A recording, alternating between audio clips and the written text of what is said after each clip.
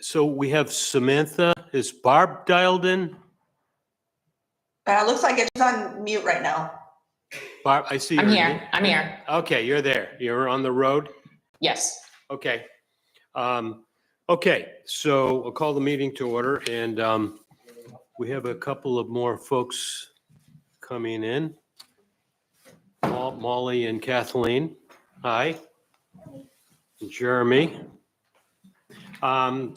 So the first thing I want to do is approve the minutes from the last meeting. Did you folks have a chance to look at those minutes? No, but I was here. Well, I did. They look great to me. Oh, good. I like them. You did them? No, I didn't do them. I just looked at them.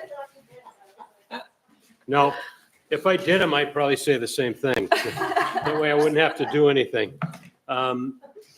So, Yeah, I'd like to make some money, but I want it to be cheaper than Alda. So I don't know what you pay Alda. So that's the deal. We don't know what's happening. Is that Barb? I'm here. all right, we heard some background noise, Barb. Sorry. Yeah. I'm in a vehicle. That's okay. We were a little confused, or more confused than normal. I'm trying to find. So I'd like to make a motion that we accept the minutes from the last meeting, pending any other input. Second the motion? I'll second. Okay, good.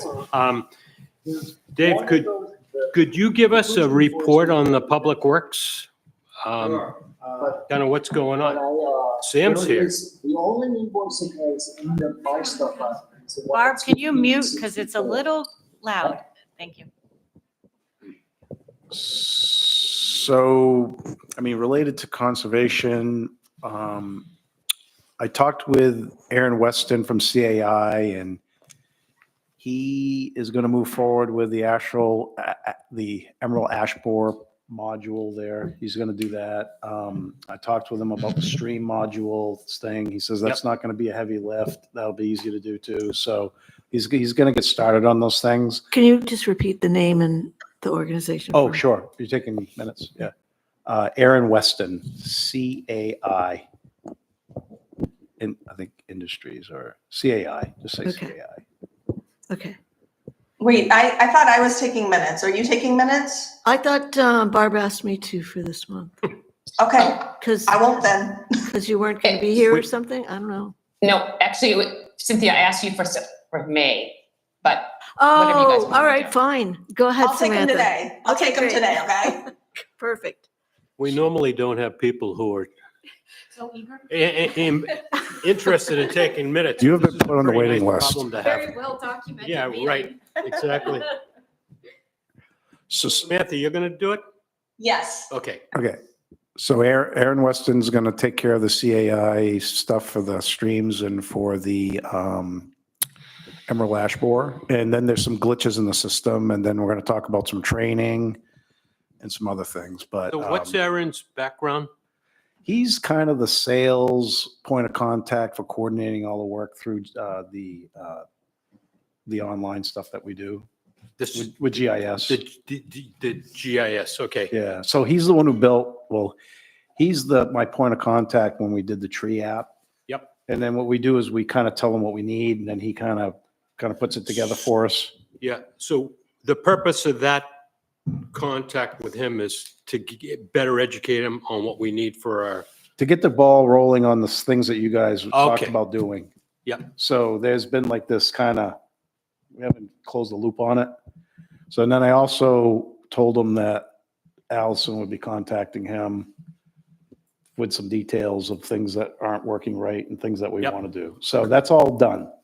that's So- great. So check that off the list. And then, so we'll set up a time for him to come to one of our meetings or have an offline meeting with him or something. Is that the idea? I think the idea is that Vision of. I think the idea is that we kind of internally say what needs to be done, and either Allison or I or probably Justin Gove helps with that. So what we're trying to do is get Justin to be the point of contact for any kind of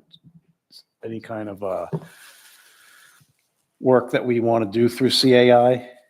He's got a pretty good grasp of how to use it, and he's more of a user than anybody else in the town, I would think. Yeah, that's great. So, and he can help us. We're hoping he can help us internally with like, training and how to do things and troubleshooting. Good. So we've done that, and I'm getting ready to dig safe out that spot by the library for the tree, for the ceremony. Arbor Day. Yeah, so I'm hoping that when I dig safe it, there's nothing in that spot, because if there is, we'll have to come up with a different location. But my intent is to dig safe it, because I don't know what's under the concrete right there. And then we'll saw cut it out, and then dig it out, get it all ready, and we'll get a pretty nice tree or something to put in that location for the ceremony. I think we settled on a date for the ceremony. Yeah, we're going to actually talk about that So I'll leave that alone. today. Yeah. Yeah. Kathleen sent out a schedule, an agenda, which is great. Mhm. So we'll talk about that later on today. Mm-hmm. And I plan on doing a little work here by the public landing, by the little bridge that we put to the island. We're going to put some stones in to kind of get to that location and work with Barb on some tree planting in that area that we had talked about. I don't know if That'll still won't be public access to the island, right? That there's no official public access Yeah, out right. there. I think what I was going to do is put the chain on the end of the bridge like it was before. Because then, you can kind of get to the island, but not go on the island. got it. So you can stand on the bridge. Island the other way right now too, so. And I guess that's pretty much it. Yeah, I noticed that you guys are going to start on Steamboat. the boat ramp, Oh, yeah, yep. Right, So, that in the next couple weeks, yeah, yep. At the end of the month. the end of April. Yep. Yep. We're going to start on that with the highest tides, and we're replacing those planks. So those planks right now there's 3 of them. And when we're done, there'll be just 2 of them side by side. So they're kind of 1.5 times bigger than they were before, and significantly wider and heavier. They're 6,000 pounds a piece. Yeah, they're pretty impressive. They're pretty big, huh? Yeah. Yeah. I just saw them this morning. I walked down there. It's amazing. So we're getting those all prepped up to put those in place. Jeremy has helped us with the permitting on that. And one of the things that was left over was actually the environmental review, right? Yeah. Yeah, so FEMA is reimbursing us for this damage there, and it's still in their review queue. So they haven't finalized it, which means it's going to their EHP, which is Environmental, Historic, and Permitting. They have to review it before they sign off on it. I know the crews are ready to go do the work. If we did the work and missed something, they wouldn't reimburse us. So while they're doing their own, not Army Corps, but FEMA is doing their own internal review and processing on making sure everything's done right. I knew that was in the works. So I had reached out to Army Corps because I know we're in the resource. And in the end, we actually needed a general permit from Army Corps to replace, so even same footprint, what was there, even though things are larger, it's still in the same footprint. The bottom quarter of the planks are not being removed at all. Those aren't being touched. Those were in good condition. So what Dave's talking about is being attached. It's going to be the top 3/4 of that whole ramp. In the end, we're in the process of getting a permit through Army Corps. And so we'll be able to at least go to FEMA and say, we've got our permits with Army Corps. They're doing their review, and we're all set. So that's the plan. And I had to scramble. It took a day and a half to scramble to get that, but it is in Army Corps' hands now. I have to do a notice to all the federal tribes that are in the state. And then the Historic Preservation Commission in Augusta has to review it as well. So they've received all their notices. And U.S. Fish and Wildlife Service had to be contacted. So, it just keeps going how this works. But there are projects in town just seem to happen with zero review. So there are endangered species, and that's what U.S. Fish and Wildlife Service is looking at. Atlantic salmon's not an issue because we're doing dry work. Dave said high tide. I think he meant low tide earlier. We're doing all the work at low tide. So his crews will be doing planks at a time in like 2-hour increments. So everything can be done dry. And then they'll come back, when the tide's right again and do more. Yeah, and it's done from the shore. The work Right. is right. Yeah. So it's dry work. And then, so, I'm sure you're interested, endangered species that always, ring a bell, when you're doing this work and there's federal money and federal resources involved there's 2 bat species, that are endangered. We're not cutting any trees, so there's no worry about when bats are, mating and when they're pupping. So that's not a problem. And monarch butterflies are now threatened. And so we're good with the bats. We're good with the salmon. There's no milkweed meadow out there. So we're going to be good with monarch butterflies. There are roseate terns potentially. So that is what U.S. Fish and Wildlife Service is looking at right now. In the end, I think we're going to be fine. Sounds like it's in good hands. Well, we think so. We hope so. Absolutely. Yep. And I noticed the Rossinab Bridge. I was just gonna say, the Rossin Avenue Bridge is That all looks out. like it's coming around, or the disappearing Rossinab Bridge. Right, so the old one's gone now. Looks a lot different without the bridge there, right? Looked kind of nice. I thought the same thing. I was like, Yeah. wow, this looks nice without the bridge. Kind of wishing we I didn't. checked it out a couple of days ago. It looks kind of pretty nice. cool without it there, Yeah. yeah. So, we're getting ready to our part is putting the bridge in. So we're getting ready to start that. We have. And that's a pedestrian That'll bridge. be a pedestrian Yeah. bridge, yeah. And we're hopefully gonna try and tie in to kind of go into the tannery right there at the same time, where kind of Dan's using that property. So you're not just going to a dead end and there's no way of getting out. You'll be able to kind of turn into maybe the tannery. Try to make it a little nicer right there. So that's where we're at so far, and we got a bunch of other stuff going on, but nothing really, Conservation Commission related. At the end of Eaton Avenue where the bench is, there used to be what I thought was a osprey nest on that last. There pier was. for the dock next door, and it seems to be gone now. I noticed that too. Aren't they It's illegal? my closet. Oh. I don't know. Yeah, it was abandoned, but there was one, but there's no protection for ospreys. Anything else? I'm not advocating for there not being protection. I'm just saying that there isn't. I just thought it was illegal. Oh, I wish. It was so cool actually to see the pier being knocked down and replaced with the osprey nest. It was like nature taking over, and I took a bunch of pictures of it. one last thing is like the ordinance requires everybody to have we're trying to fix our sewer lines and keep them in good shape so they're not leaking in and leaking out, basically. And one of our problems is we have people that install the lateral, which is the part that goes from your house to the main. And people are people. They want to get the cheapest price out there to do it. And then This is the homeowner. this is the homeowner, Yeah. and people will, hire just anybody to do this, and then they don't do it right, then it leaks, and we have problems. Get what you pay for. So we're trying to there's in the ordinance years ago, it was already structured in a way where everybody had to have something called a master drain layers permit. And master drain layer certification. And we're holding that training on the 7th and the 9th of next month for everybody who's interested in doing that. And that gives you the certification to do the work. And if you're not certified, you won't be able to get a permit to do the work in Camden. So that kind of excludes some of the people that are just kind of moonlighting and doing this on the side. And it's kind of to protect the homeowner, but at the same time, protect our collection system. So that's one of the other things we're doing. Makes sense. Mhm. Total sense.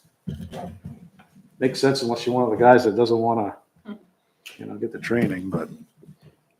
Thank you. Allison, do you have updates from the select board? I do actually. Did anybody watch the select board meeting last night? I didn't. Really? You did, Steve? Well, I saw the part about, what was it, the solar array. Oh, And then right, the okay. budget stuff, I kind of Oh, I know, it's kind of a drag, but, went in and out. yeah. I probably missed a thing or two Five or also. 6 hours later. Right, yeah, it was a long one, but, so Beatty, you kind of got your wish. There was significant conversation around multiple aspects of, of the solar array. There was a phase one of the discussion, and then we talked about it again later on when Tom was on. Cynthia, I don't know if you got the rundown from it. After the Camden Can group left, though, there was a resurrection of the conversation later on. So that I think having some Conservation Commission involvement is going to be would be helpful. It looks like this is the only thing I was a little nervous about. So the issue came down to financing and the benefits of buying out the lease on the solar array that the town owns at Sagamore Farm, for anybody that's not been following this. And it's about $200 and something thousand. And according to analysis that others more knowledgeable than I have done, it seems like the right thing to do is to buy it out for financial reasons, really. Tom Hedstrom pointed out, the environmental benefit is being realized whether we buy it out or not. And that's important, but financially, I think in terms of being able to expand and all these things, it's good if it can financially perform the way that it said it was going to. So there's a lot of stuff in the town budget that it needs to be capital funding projects. It's just endless, hundreds of thousands of dollars for everything. The budget started out at a 21% increase when all the department heads and everybody said these are all the things that need to happen. Then town staff whittled it down to like 11 or something, or 5, or I think we got down to 6.5. 6, yeah. So we're at 21%. yeah. Department's budget was 21%. So a lot of stuff has been taken out. The budget committee put some things back in. Anyway, just to give you the context that it's, there's lots of stuff that could be done. So one of the things that wasn't included was the Sagamore Farm buyout. It's looking like we're going to go ahead with it. It might not actually need to, if we do it this way, it doesn't actually need to go to voters, because the idea would be to use the reserve funds that the town has. We have an energy conservation reserve, which is about $57,000. And then we have another reserve fund, which is tree conservation or tree mitigation. It's the fund. Dave's been really methodical about making sure that every time there are fines associated with somebody cutting trees illegally, we've been putting that in this fund. Now, one of the things the Conservation Commission had pushed for before, which is why I hope we'll see what, is those funds all being available for the emerald ash borer preparedness plan. Now, the fund has gotten quite large because of the situation over at Lake Beach with the bonds. Mhm. So all of those funds are in there now. So what we suggested during the meeting was that we use a combination of the Energy Conservation Reserve and this tree mitigation, which, because it's an environmental benefit, and sort of having more faith that as funds become needed for the emerald ash borer or whatever else, that we can replenish those. What do you guys think about that? About Well, the, are you talking about that would deplete the tree mitigation fund? No, I don't believe that it would deplete it. And there had never been anything completely firmed up about the tree mitigation fund, or I forget what it's called, but it would be a way to be able to move forward with the solar array right away. Then the other component of that is that the expansion part of it. And as we discussed last time, that's been hung up for various reasons and competing best uses of the Sagamore Farm property. And It seemed to me last night from the select board meeting that there would be general support for looking at that, at actually expanding it, which I think was part of the original plan. The Energy Committee before was really pushing for that. And then the desire to look at using that property for housing caused the solar stuff to be put on hold. But I think the housing stuff there is kind of not as viable as some had felt for various reasons. So if Tom Hedstrom is pretty knowledgeable about all of this because he's an electrician and installs all of these panels, and he was kind of rattling off a bunch of different questions. It was clear that he hasn't looked really carefully at this specific case, but he was saying, in the last 5 years, the solar panels have actually gotten better for all of these reasons. And, maybe rather than just thinking about buying out the one that we have, we should be thinking about expanding. And I was like, oh, well, and people have been thinking about expanding. So it would be very helpful if some of those who are interested and knowledgeable could watch the select board meeting, especially the part where Tom was asking questions, and then try to compile some information so that, So just so you're aware of it, Cynthia and I got it through Beatty, thanks to Beatty. She linked us up with Molly Mulhern, Sarah Miller, and a bunch of people. Yeah. We got the revision energy bio proposal, read through it. Cynthia did a really nice job of putting together a letter from the Conservation Commission in support of buying it out. Yep. I know Okay, it was just a draft, but I did send that letter to Tom. Yeah, we were going to vote on that today to say if we should submit that letter to select board in support of that whole The process. buyout. The buyout, that wouldn't hurt, but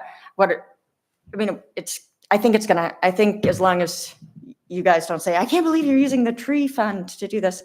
Oh, all right. Then it's all going to go forward. It actually can be voted on by the select board. So I think that would. Can I ask a question about that? Mhm. Because honestly, that is sort of the words that came into my head is, well, I can't believe you're using the tree fund, but I'm just curious, again, because we're aware that regardless of whether it's bought out or not, the environmental benefit is being achieved. Yeah. And so using the tree fund to buy it out is not giving a new environmental benefit. And this is not related to trees. And so I'm just wondering, the idea of using some of it is maybe not so offensive, but I'm just curious what's the dollar amount in the tree fund, and what dollar amount would be taken towards purchasing this solar farm? I'm 100% on board with solar. I'm just curious. This funding source does seem a bit curious to me.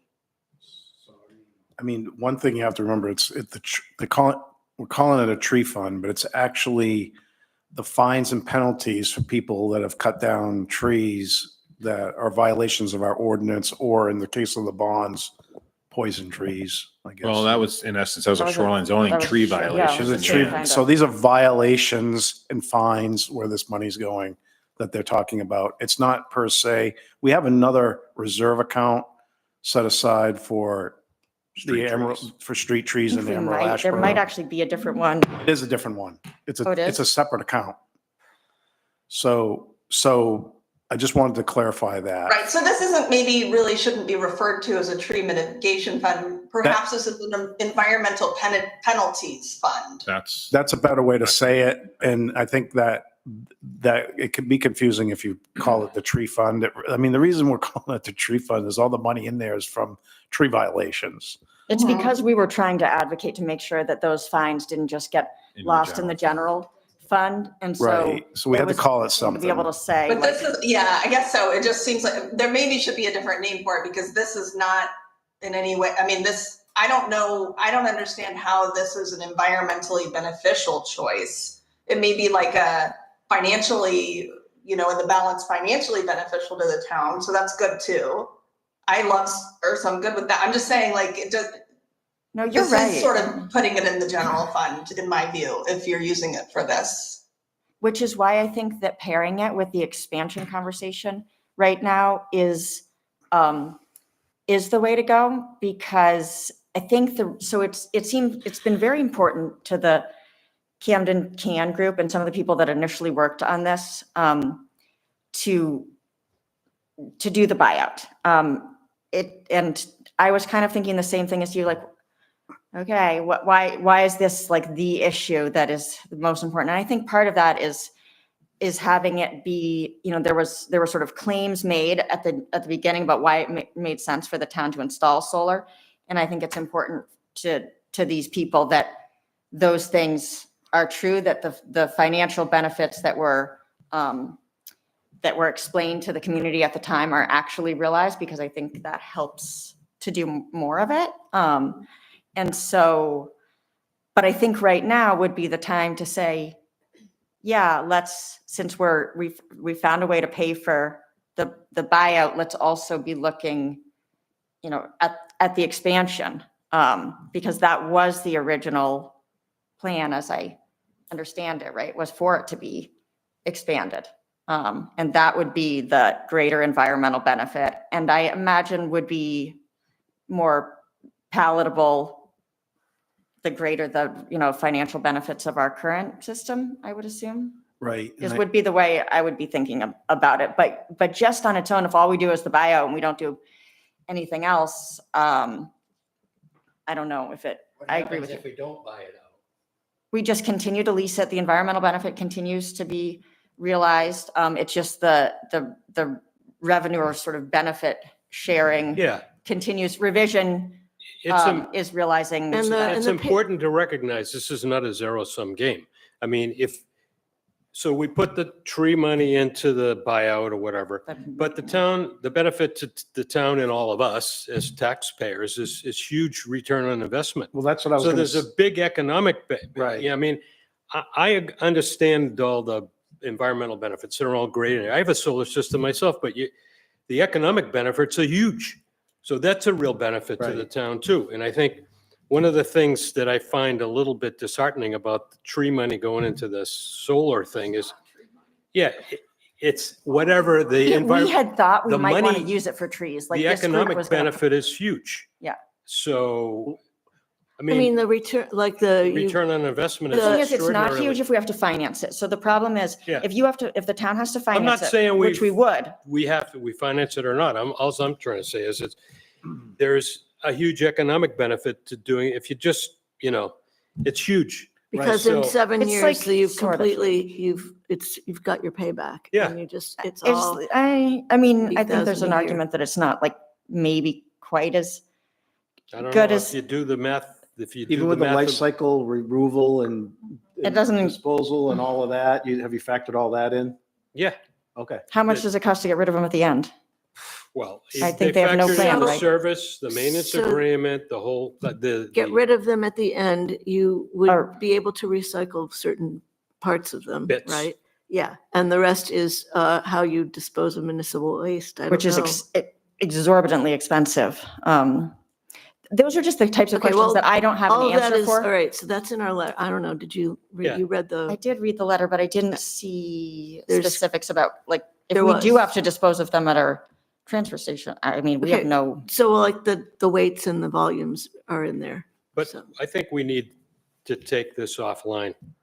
I mean, and discuss it, like, well, because I- I don't think we can come up with a solution in this meeting today. If we're talking so about, you want do you want us to expansion. slow down and not do it, or? no, no, No, of no. course we want to do it. But I mean, in terms of making a decision about using the money that was the penalty money for all So that was our do we- final budget.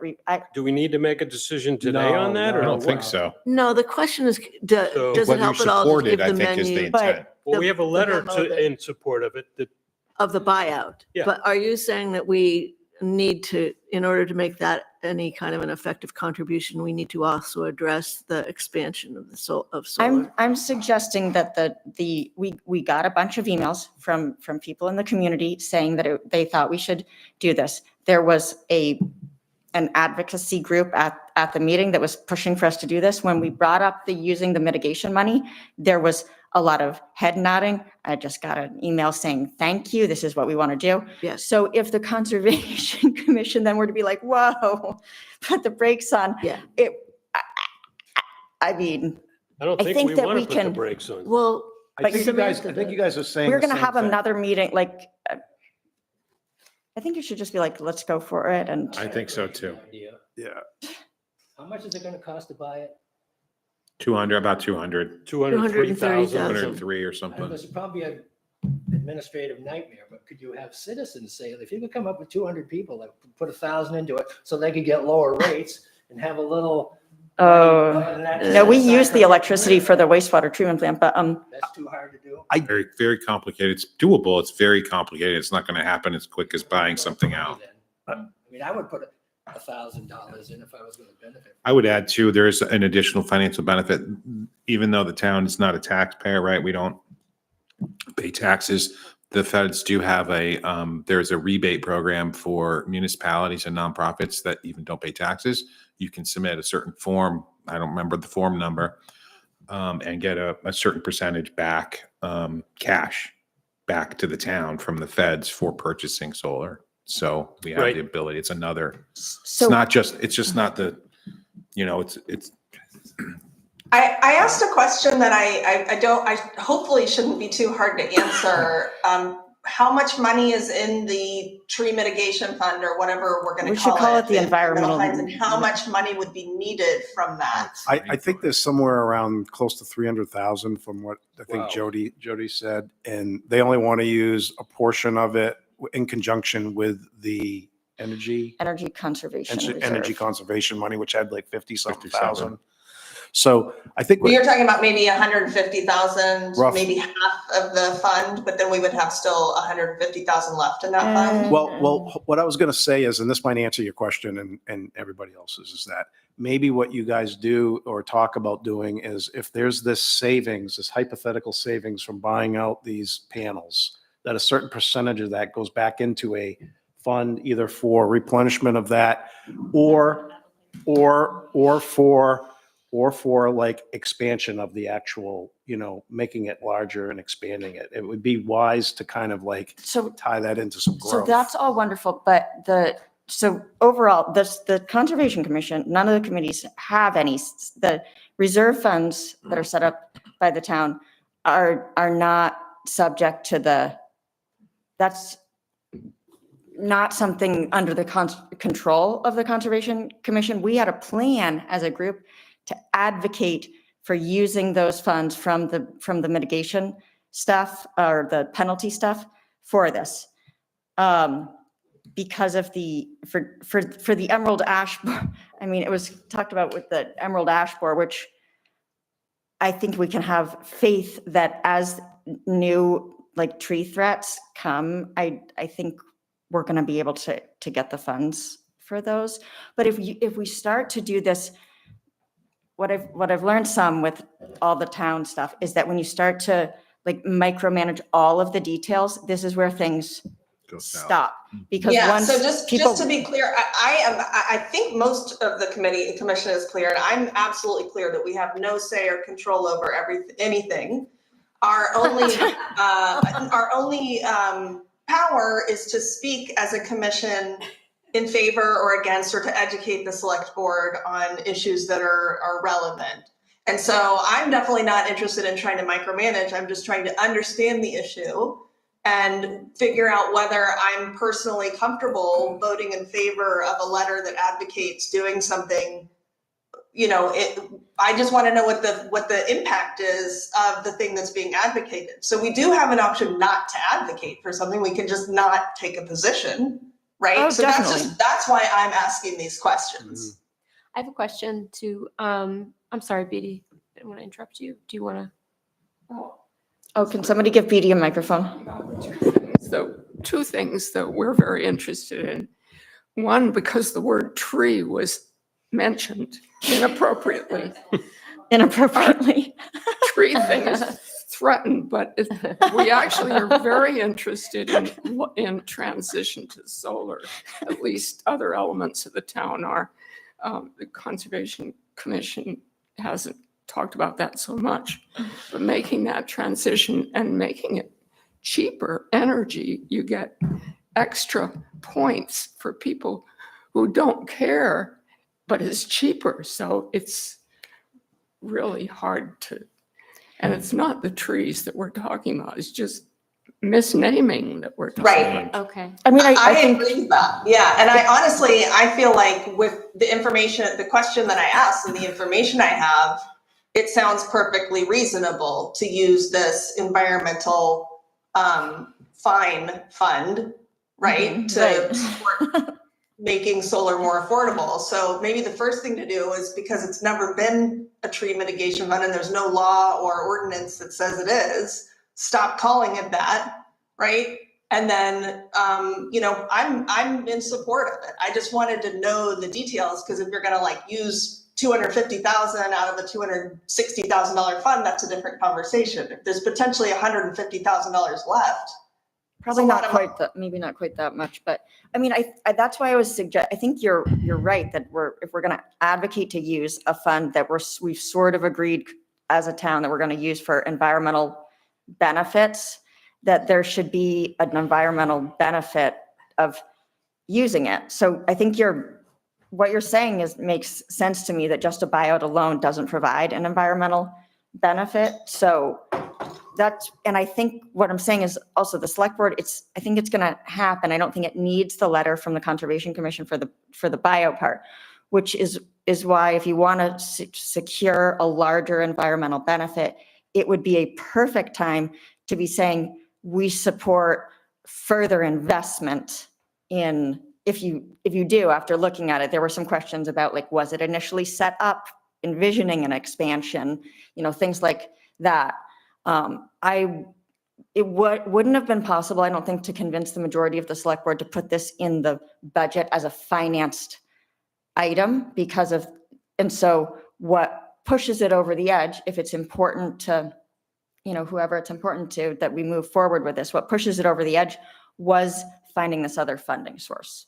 So it seems like I'm hearing that it would be helpful to add that aspect to the letter of recommendation, if it's not already in there.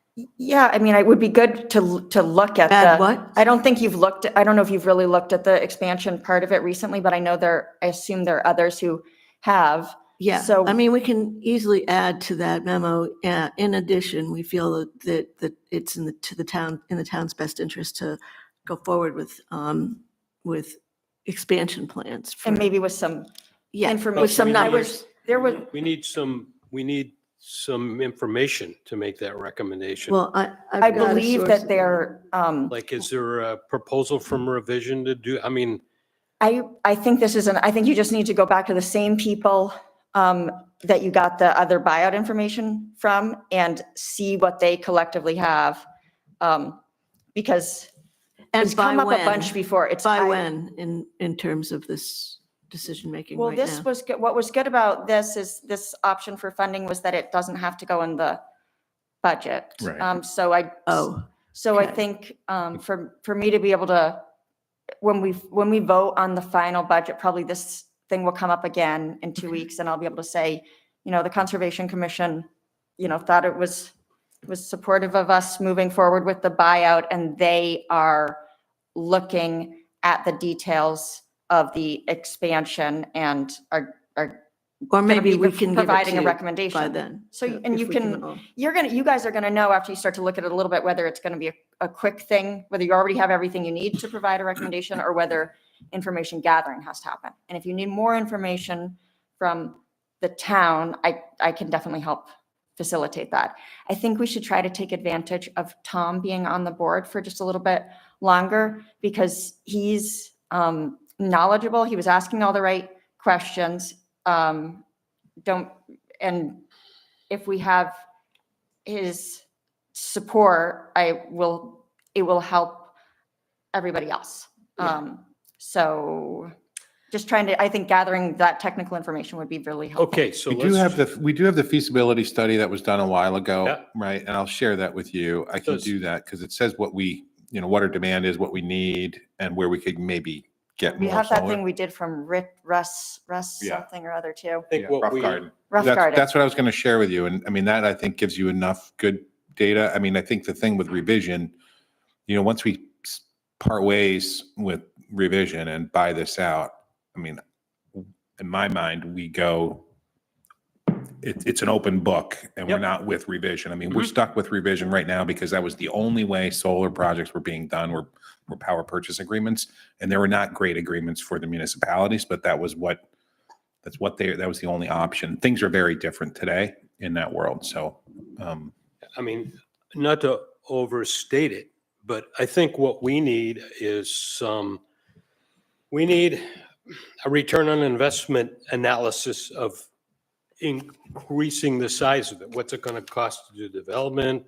Correct. Get Is to that what buy you the mean by bits, feasibility do the- study? that yeah, you- let me share what, let me, Different thing. That was, it was but a I little think that different, would be but valuable too. it touched on like what we use. Right. And that's kind of where you start. You kind of need to know. Mhm. Yeah, what so you- my husband, Paul, Yeah. who testified last night, can figure all that out and. Yeah, I'll share it okay, with so you. That's good. So Jeremy, you'll get us that. Yes, I don't have your emails, so my email's jmartin@camdenmaine.gov, and I'll I think I send have it right yours, to you. yeah. Quick question to just follow up on what Samantha was saying, because there's still I think there's like a second thing here, which is like, wait, what about the environmental penalties fund and how does that fit in? I guess I have a few follow-up questions about that and I don't want to take up all of our time, but is there, what's our role in that? Do we ask questions? Assuming we don't approve anything, but do we comment on that in some way or just? I don't think there's anything. I think it's just important that you're not, Okay. against it. Mhm. I mean, you're welcome to be against it if everybody wants to be, but it's one of those things that's not very clearly defined. Those penalties could have easily ended up in another fund. That's what would happen. But some advocacy from, a couple staff members in the finance department being like, remember to put that money, put it over here. Maybe it was said at a select board meeting a couple times. And then we kind of now get to say, remember, we agreed to do something with those funds. It's never been voted on as part of any budget.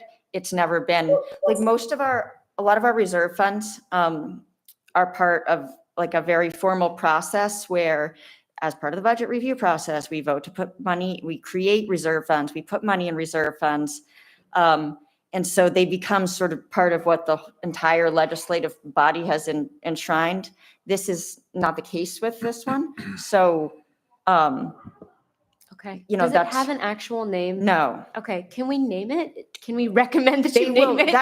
I don't think you need to do, I think it's abundantly clear to everybody that is involved in finance and planning now that it needs, to have a name. It just should be fines. But Environmental there slush is fund. some benefit to having it, environmental slush fund.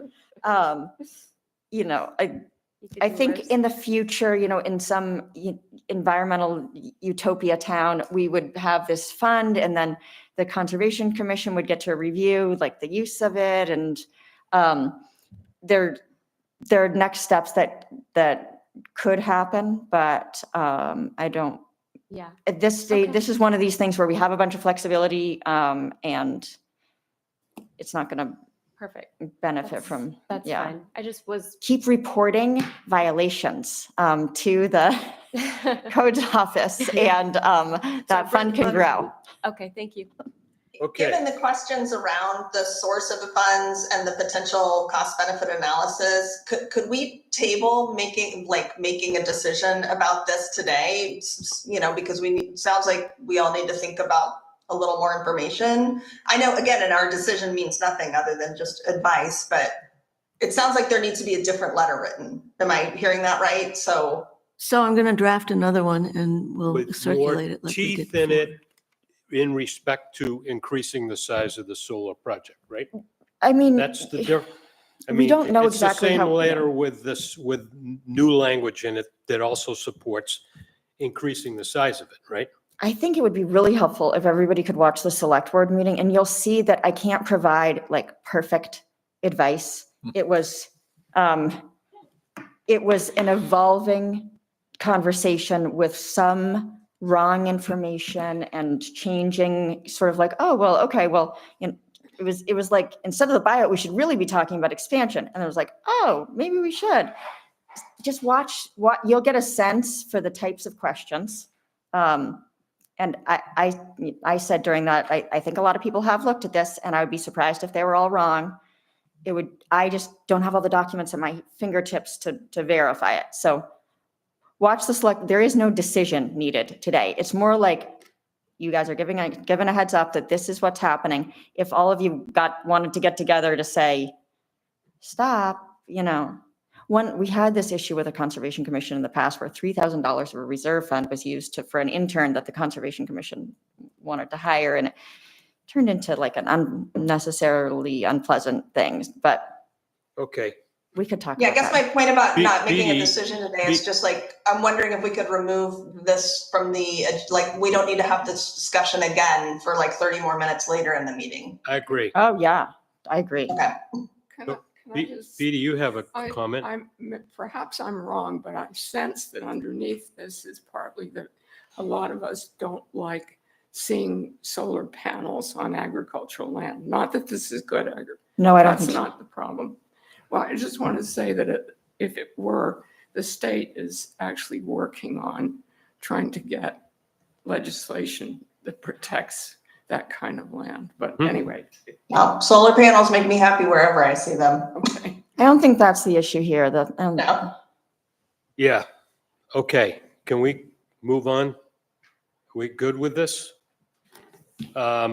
So Jeremy, you're going to, I'll forward you guys yeah, some information. I'll send you an email. Okay, with You're going to our- watch the select board meeting too, right? I know it's painful, but somebody has to do it. No, yeah. That's- No, the one that happened last night, the whole. Okay.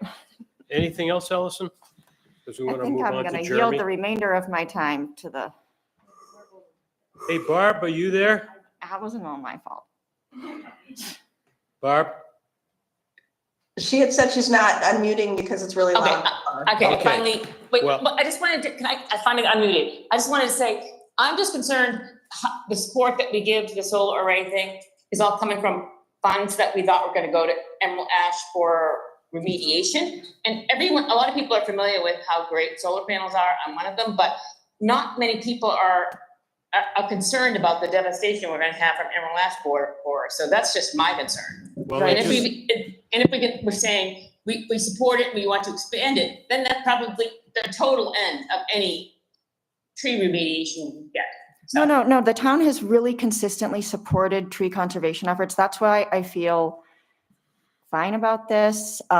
Their tree planting program, all of that has been supported. I have not seen, since I got on the select board, a board, you know, there've been some close calls, but everybody's been supporting the tree budget. Everybody likes the street tree program. If we were having an issue where we were running out of money for trees all the time, then I would say, you know, you It's need a- to fiercely guard this, but it's not ours to guard, actually. So, It's, Good if you point. read the Portland Press Herald this morning, you'll see that they just discovered an infestation of emerald ash borers in MDI.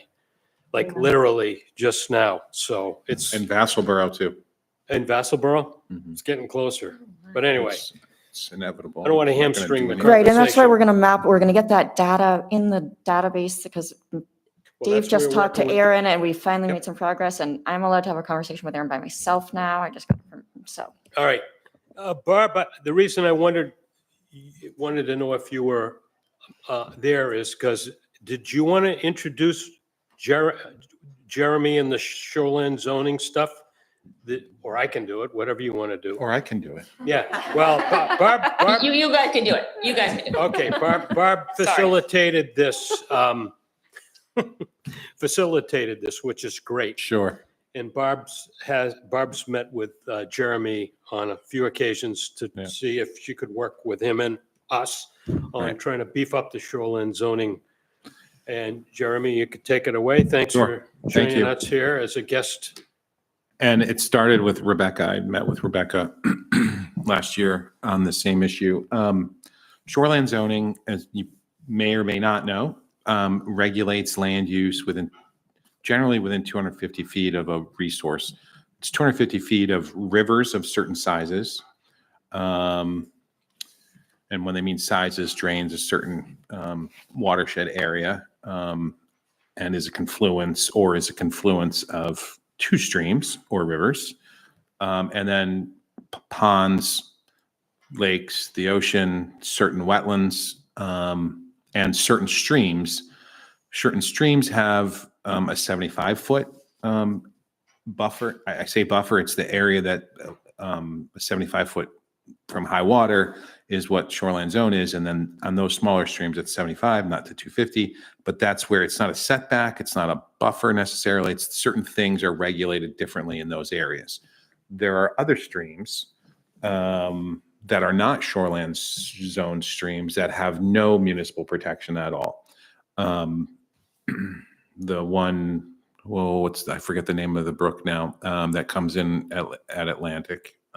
Is it Daly? Yeah, Daly Brook. That's not a shoreline zone stream. So anytime anyone wants to do any work within that area, like near it, within 75 feet, someone needs a Natural Resources Protection Act permit from the DEP. DEP regulates soil disturbance, they regulate tree removal, they regulate a whole host of things, anything within that 75 feet. There's a setback of 25 feet under DEP. You could go less with a full-blown permit with DEP, but not with a permit by rule. Permit by rules are, you can do work as a matter of right. You just have to submit an application to the DEP. They do not approve it. It's assumed approved unless it's rejected, to take pictures and everything else. But the reality is there's not a lot of protection on tree removal, impervious surfaces, like in the shoreline zone. There's a certain percentage of your lot that can be covered with structure, and structure's building, it's pavement, it's walkways, it's decks, it's, campfire area, those kinds of things. Ledge, natural ledge doesn't go into that, that percentage. So part of the, benefits of shoreline zoning and those impervious surface restrictions is stormwater there's slows runoff down. It provides a buffer.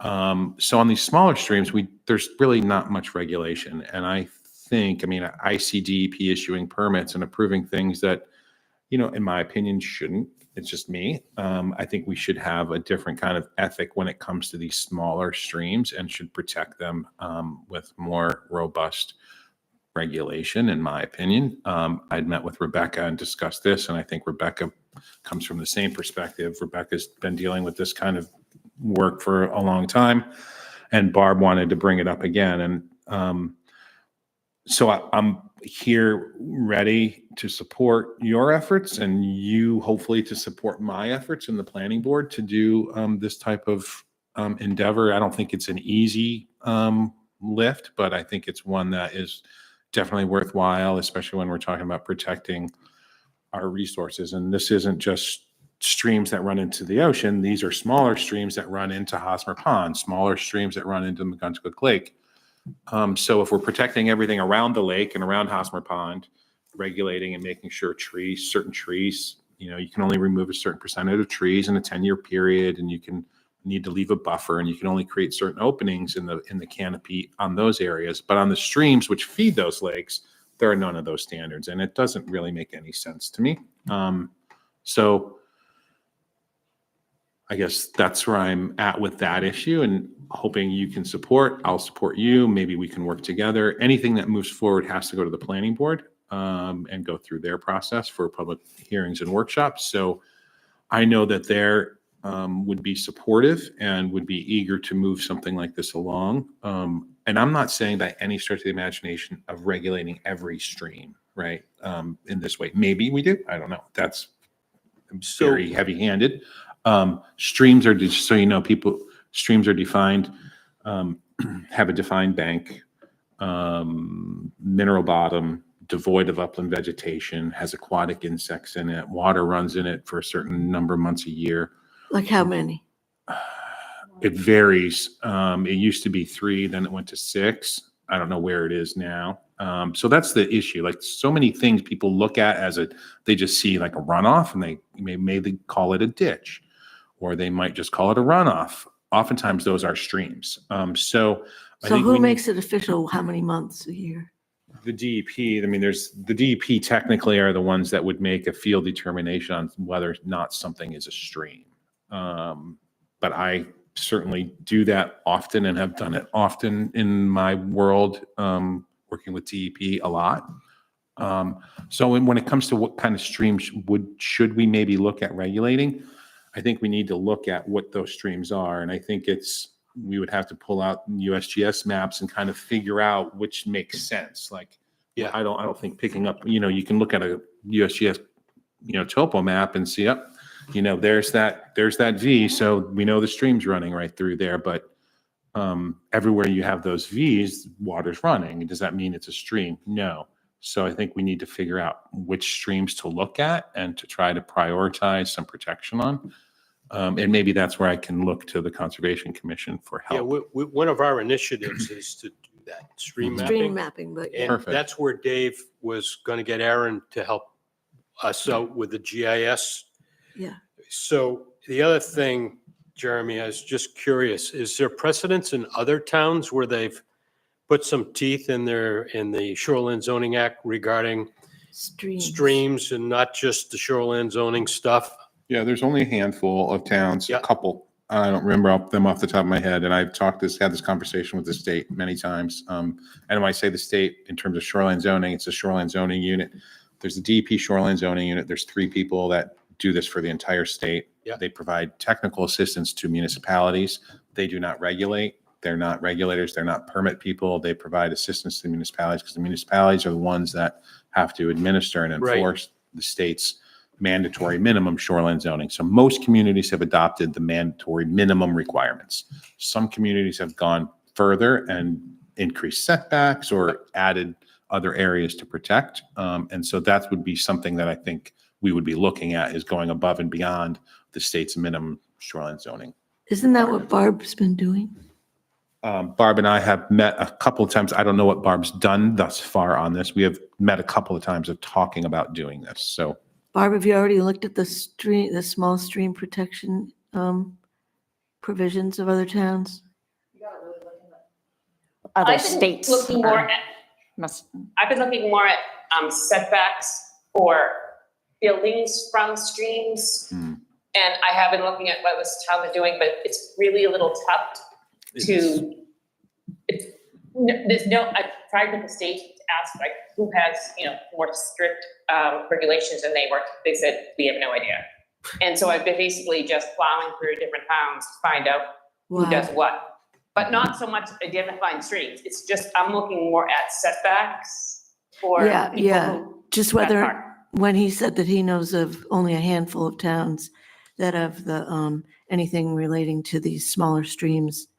I just wondered if you guys had already talked about that and you had been targeting those, but no, thanks. So I think we're committed to do that, work with you on that. I can speak, I think, for all of Mhm. us. I mean, we've had this discussion. We need some tools, though. One of them is, I mean, we can be the boots on the ground to go out and look and do the surveys, but we need some education on what's a stream so that we're Yeah. making logical yeah, I mean, connection with reality. And the other thing is the GIS.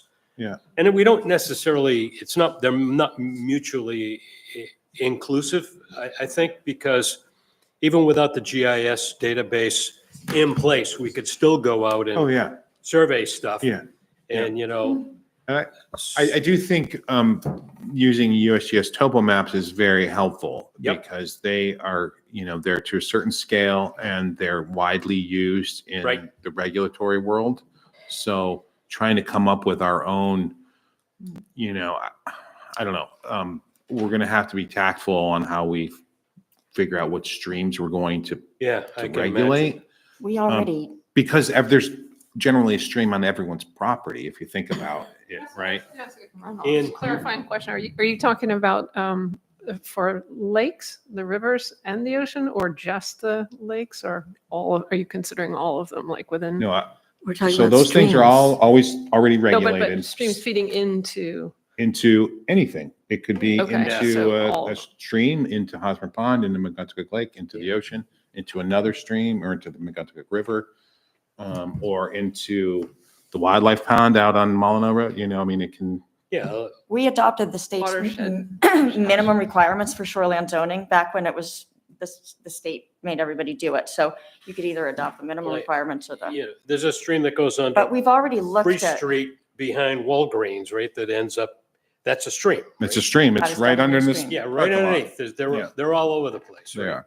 But we have some major ones that, So that's what I'd like to find is like work with you to figure out which ones we should really focus on, and then we can like do that work. Yeah. Doing stream surveys, I mean, it's kind of a different world than where I'm at in this, right? Like that's identifying just a whole lot about streams, and I've done stream surveys before.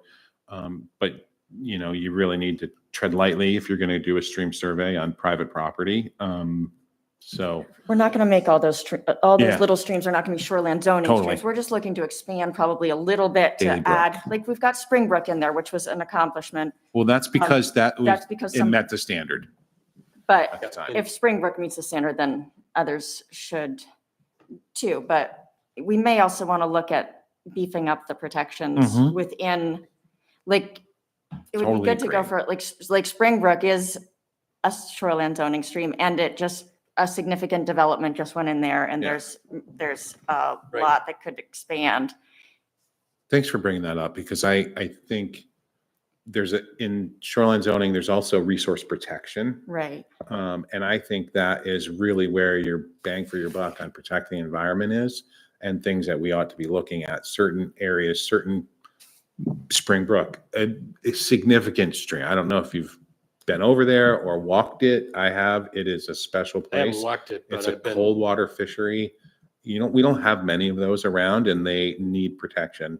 So that's not certainly- protected, spring? It is, but Minimum it's like protections. minimum. We Okay. adopted the state minimum. So it says in certain areas, you can remove certain percentage of trees in a 10-year period. That means all of a sudden that canopy that's been there Right. can change. And I think certain resources ought to have certain protections that go above and beyond the minimums. And That was a state. if a town wants to increase the protections, are there like predefined ways that you increase that, like steps of, No, because the state has the minimum standard. Anything above that minimum, we And can. you're on your The world's own? our oyster. We can do whatever we want. okay. So if we want But to that say gets there's. complicated because you But have to Jeremy like, would have ideas, like if we were to tell Jeremy, Yeah. think of some things that would increase protection, he'd be able to come up with. Oh, yeah. I think we should ask you to come up with some recommendations Okay. for, Yeah, I would Can say, do. because using the LiDAR's, available now, and we could have it added to the layer. That would give us, there's ground truthing that always has to be done with that, but the data is huge on that, Mhm.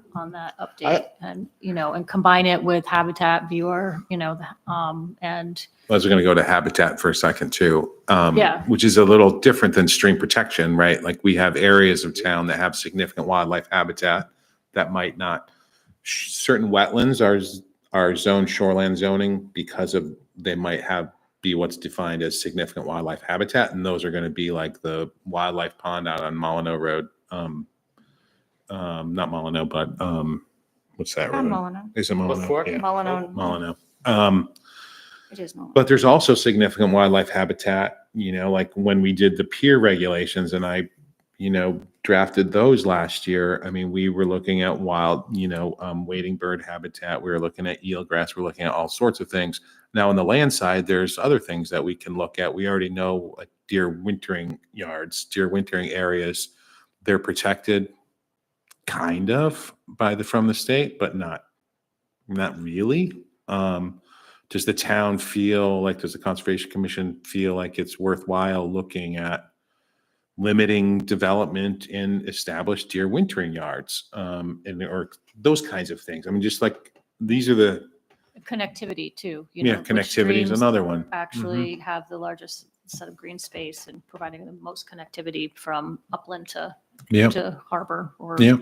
lake, whatever outlet. Or to So- a stream. Yep, exactly. Yeah. So I think I'm happy to work with Jeremy directly and develop the set of criteria and then utilize the US topo, the Mhm. LiDAR, the thing, and then sort of ground truth. And then we can go Ooh. out and do an actual. And then what we would do eventually come up with some standards and likely increase the standards we have on our existing shoreline zoning too, which I think's appropriate. This is going off topic, but this is going to be this is something that is really awkward to me. This is about shoreline zoning. If you're in the shoreline zone and your building does not meet, like, so if I'm on McGuntacook Lake, my structure has to have 100-foot setback from the lake. This is a little different. And we're not talking streams anymore, but protecting resources. And McGuntacook Lake's on the state list of threatened watersheds. Hosmer Pond is I think it's on the priority watershed list. So, and this is like, you meet those lists because of dissolved oxygen or phosphorus concentrations in sediments and Secchi disc readings and those kinds of things over time. The town allows, and so state minimum standards allow someone, if your house is, or a portion of your house does not meet that 100-foot setback from, which is required today. If I'm going to build new, I got to be 100 feet from high water from the lake. But if my camp is at, say, 75 feet, or my house is at 75 feet or 50 feet, I can do a 30% expansion, or 1,000 square feet, whichever's greater. Just carte blanche. You have the right to do that. Now, Away from the water. it can't go closer to the water, but it can go stay at that 75 or stay at that 50 to the side. Oh. So I'm still, my new construction, it still doesn't meet the current the required setback, but non-conforming section and the state law allows you to do a 30% expansion. That's ridiculous. Totally. And your Totally basement. And a lot of the time they're converting them into year-round To year-round residents. It's like these, it's going from being camps. My neighbor just built a What's brand that? new house. What's that? No, Your Oh neighbor yeah, just they'll built have like a brand new- tiny little camp that's barely Yeah. inhabited during the summer, and then Yeah. that'll get turned into a year-round Yeah. dwelling. And So the places that I've been familiar with, the towns that I've been familiar with, is you could only go away from the water. I've Hmm. never heard of I being think, able to just. no, I think if you looked at the rules in that community, you can, if you have an existing, you can do a 30% expansion. No, I mean, these are places that obviously went beyond What's that? these are towns that have taken the initiative to go beyond. Not many have gotten rid of that 30% expansion. I'd love that some did. in other states, you really have to look for models of what we should do. Others, there are a lot of, like Massachusetts has a lot of models for regulating these things more. I think So what I'd like to do is get rid of that 30% expansion. You have all your right to move back. I mean, you can expand back, you have that ability, you can expand to the side, but you must meet the current I setback. thought there was a caveat, which was if the renovation exceeded 50% of the total property value, then the whole game, that's a different, No, even if it was a legacy situation. no. then there's the demolishing and rebuilding in the same footprint. That takes ZBA approval, but All right, so Yep. I understand. This is what- This is the problem. I agree. So. you want to, You just pointed, I don't want to, I mean, it was an Someone's existing permitted passing project, notes. an existing camp, I'm not a member of this community. an existing camp on a lake in it's an town, open meeting, you can say had whatever a you want. camp, Discuss it. and they went through the process for an expansion, and they got it because it's allowed. and yeah, I the think it's ZBA crazy. approves everything. I mean, the ZBA has standards that they have to go with, and No, but their standards only apply if you're like putting in a new foundation. If you want to jack up an old camp and put a new foundation under it, you have to go through a process, and you got to prove that there's no reasonable alternative to move it back. But there always is a reasonable alternative. Oh, And I know. they hire permitting specialists Yeah. that know how to answer all these questions. And they say, well, we're going to try to save this tree, or there's some existing Yeah. erosion over here that we're going to, Yeah. and then they just check off every box. And if you don't have somebody we almost need like how the PUC has the public advocate. Yeah. That comes up. It's like we need somebody that has, Because because usually the neighbor or whoever has standing doesn't have the skill set to be able to make the best possible argument on the other side. It would be of great service if we just had general people watching all of this sort of coming in and being like, I'm speaking for the cranes. I'm speaking for the, you know. So I'd like to get rid of the 30% expansion. The 30% expansion also applies in town as well. I'd like to get rid of that and come up with a different, and this is just different. It makes it really hard for my staff and myself to review projects. For instance, and I think we can apply it across the board, this 30% expansion goes away. Floodplain, the exempting the properties in the floodplain from the, exempting historic structures from the, Oh, yes. that's bad. That's a bad one. So, The other thing too is. Well, hold on, let Jeremy say this let part me real just quick. say this one. So we're dealing with a situation, right? I think everyone knows there's a certain building down on Main Street that is in the shoreland zone. It's actually in the river. And normally, if you're in the flood zone and you're going to do what's called a substantial improvement is anything that is 50% or more of the fair market value of the property. If that's what you're putting into that property as you're renovating it or redoing it, you've got to comply with the flood requirements, all of them, brand new. It's like I as think if, that's what I was referring right, to. as if it, Right. you just got to bring the whole building up to code, and that might mean raising the whole building 1 Right. foot above base flood elevation, and that's very expensive. Whatever, it is what it is. But in the building code, which is a statewide building code, which is an international code, the existing building code has a provision for if it's a historic property and you're in the flood zone, you don't need to comply with that substantial improvement requirement standard. So you can just do it as a repair, what would be called a minor development. Well, then we which- put that in our ordinance is the Which problem. was, We don't which was have to have. wonky to me. Right. We can We pull don't- that out because so that's in the building code and the strictest applies when you have multiple codes or multiple laws, the strictest always applies. So that's in the building code. Our floodplain management ordinance has a provision, not the same, but similar, has to go to the Board of Appeals for a variance. It, for the most part, does what the building code does, but it just gives us another check.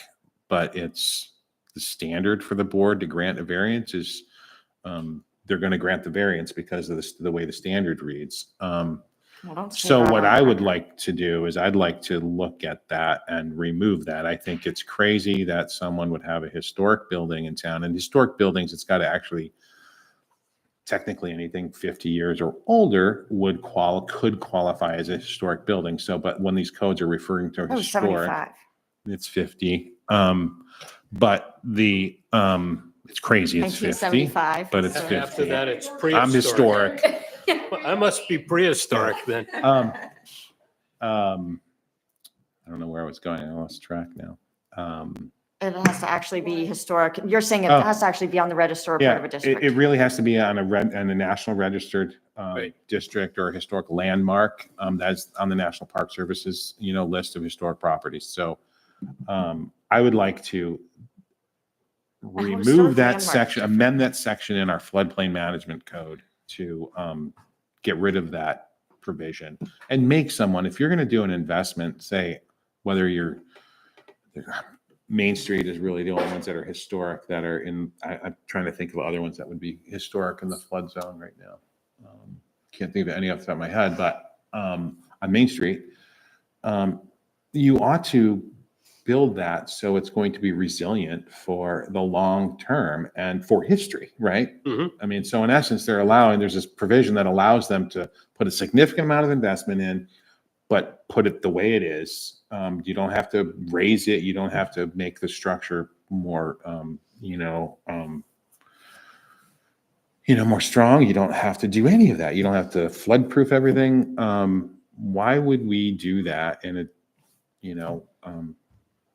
this world today? Why would we give someone an out on a historic building? We want the historic building to last. If we're going to give it protections and say this is special in this community, well, make it special, and make sure it's going to be there long-term. And there, I mean, FEMA even has a guidance document for historic structures in the flood zone on how to flood-proof them, how to raise them.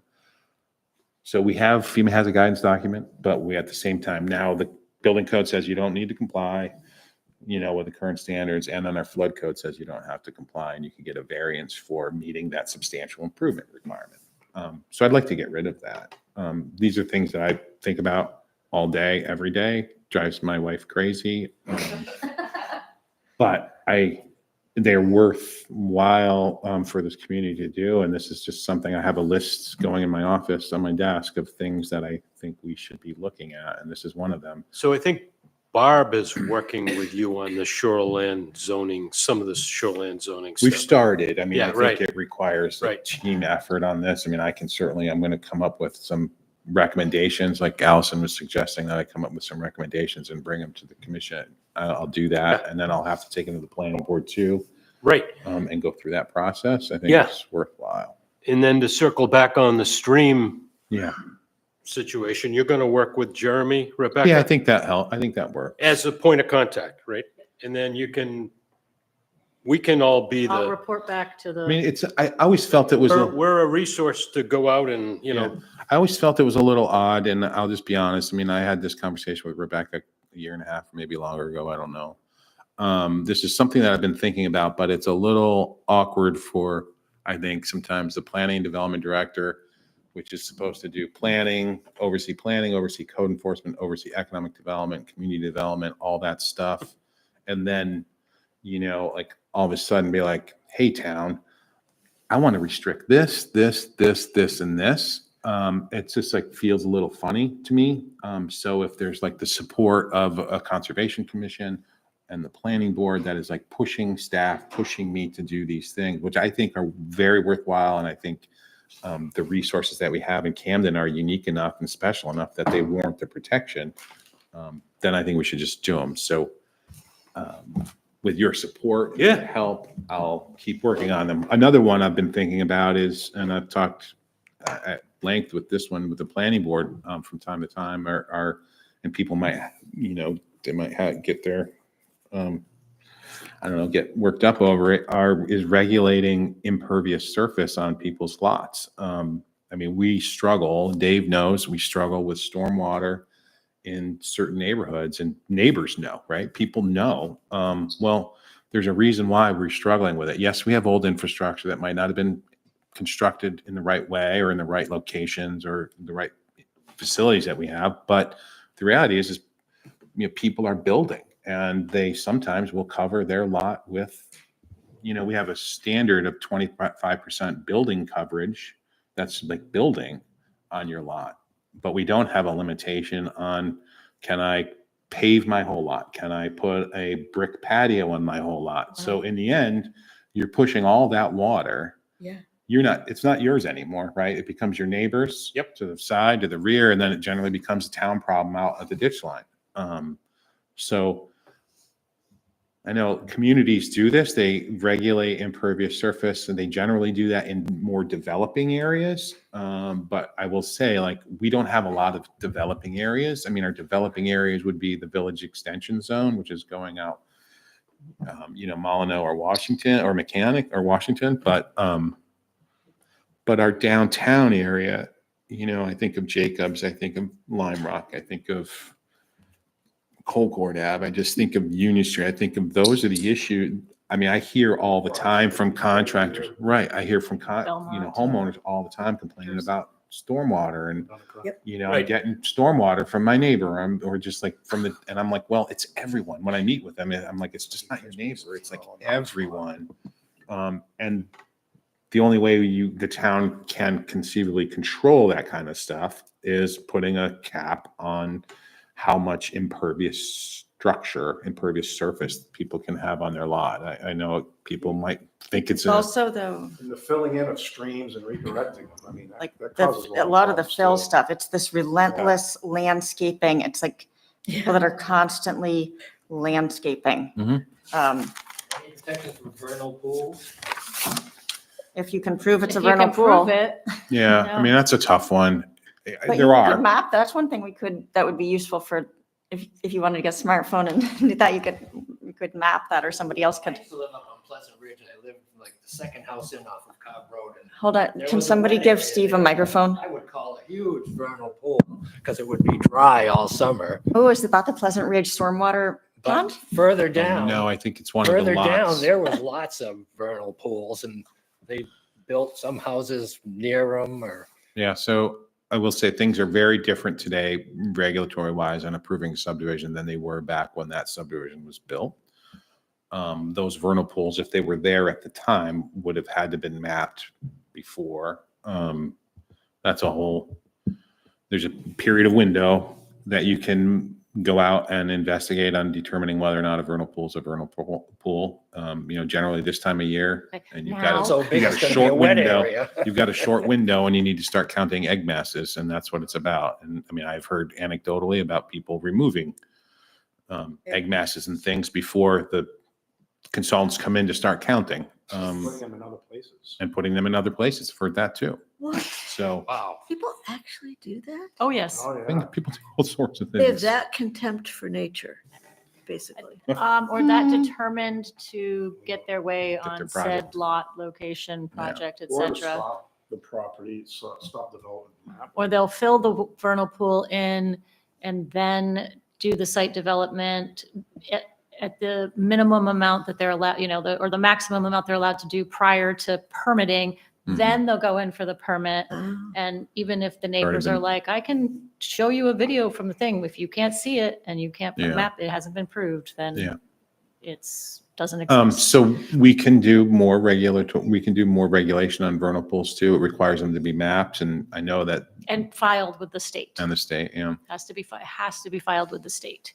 So, yeah, so there's a whole bunch of stuff that I'm hearing and that we are sort of aware of. I think that we need to prioritize. There's like, everybody's only got so much time and energy. I think the streams, creating that criteria and developing, a set of standards to follow once we've mapped and identified Yeah. the areas, might Yeah. be the first. If you think the low hanging fruit with like impervious lot surface and Oh. putting together a stand, I think that's got to have yeah, its that's going to own be, I think, stand. a bigger I think animal to That's kind of what tackle, I for expect, sure. but I almost think that the streams, Like, stream protections, increased stream protections, and that's existing shoreline zone streams Yeah. and looking Adding- at new yep. streams and what we can do on those, and that, like what I was saying, on those existing shoreline zone streams, what we can do to ramp that up. And I do think the 30% expansion, Oh, but maybe just do that in ahead. phase 2. what's that? I can do that separately. What were you thinking? Maybe this is me being too, you're just adding up. I wouldn't want the stream protections to Good sideways fail, with but this. I mean, that 30% thing is, it just depends on what everybody's bandwidth is. You have to be prepared. It's a little bit like regulating Airbnbs. There's going to be, Yeah. it's just you have to be ready for more of a, whereas some of these things I think are going to go through without, there are a few streams in town where I know that the majority of neighbors even that are on those streams are not going to object. They're mostly people Mhm. that are there and would be concerned about things getting more developed, not so much people that have like bought things and they're Anticipating. of protecting doing their something. investment or, I just think some of this could happen really quickly if, there are like 5 or 6 streams in town that could be added to the shoreline zoning ordinance and Change the And standards a then- little bit. yeah. Yeah, I think So- that makes sense. Timing wise, we would have to do something, obviously it would be for town meeting in November if we want to do this. So we Regular could use, path. I think we could use, Jeremy, some real concrete, like, Jeremy and I'll Direction. work and get Yeah. that set in place, as a- and then I'll fold you guys in. Yeah, No, well, I no, mean, no. like, concrete as opposed to random Right. or sequential or like direction from you as to what exactly, so we're all ears, I think, to Yeah, help. Jeremy and I will work let together. Rebecca and I work on this a So- little bit, and then Then I'll fold everybody in. and things according- that may not be directly tied to you, to this commission, but Yeah. I think you would advocate on behalf of a certain position that I may take on moving something forward to the planning board. Yep. I think I would need you to support those kinds of things as it moves forward. I don't think I need to get you guys down the road of 30% expansion and things. Non-conforming structures is something that Shenley, who's the planner, and I have been looking at hard. Right. And these are non-conformities are things that were legally established or established prior to regulation that are now in place. And those are called non-conformities.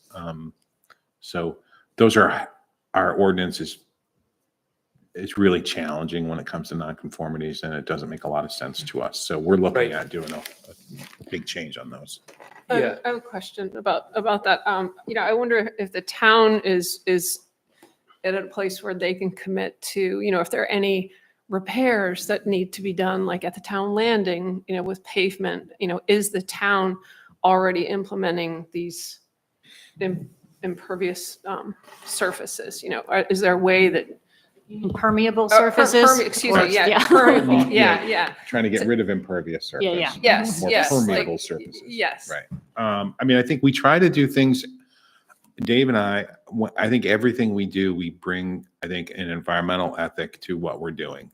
And if we have the opportunity to do something, we do it. I think when you're talking about removing pavement and going to something like permeable pavement,